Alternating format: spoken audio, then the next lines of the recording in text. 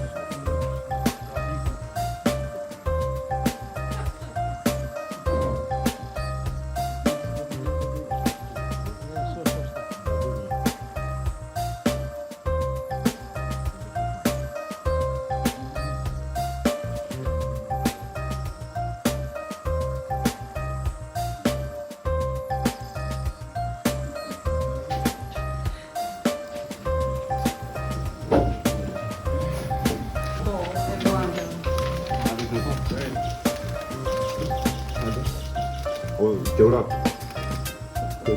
Urime.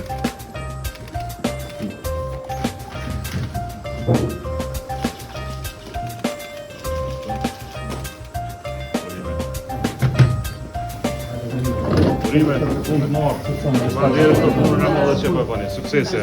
Atë zgjedhjet në Kosovë gjithmonë kanë qenë, janë dhe do të mbesin festë e madhe të demokracisë.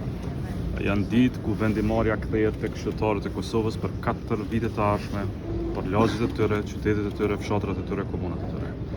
Le të urojmë, le të punojmë e le të shpresojmë se Kosova sërish do të jetë shembull i organizimit të zgjedhjeve, vetë demokracisë dhe vullnetit të lirë të qytetarëve të Kosovës.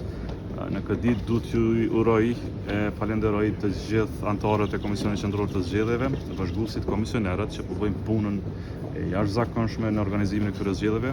Duhet t'i falenderoj edhe organet e rendit, prokurorinë, policinë e Kosovës që kujdeset që çdo votë të jetë e drejtë dhe e mbarë, dhe natyrisht si gjithmonë dhe juve mediave që jepni drejtorën e informimit në procesi kaq demokratik. Në veçanti duhet t'ju uroj gjithë ata votues që sot për herë të parë votojnë ose marrin pjesë në procesin e votimit.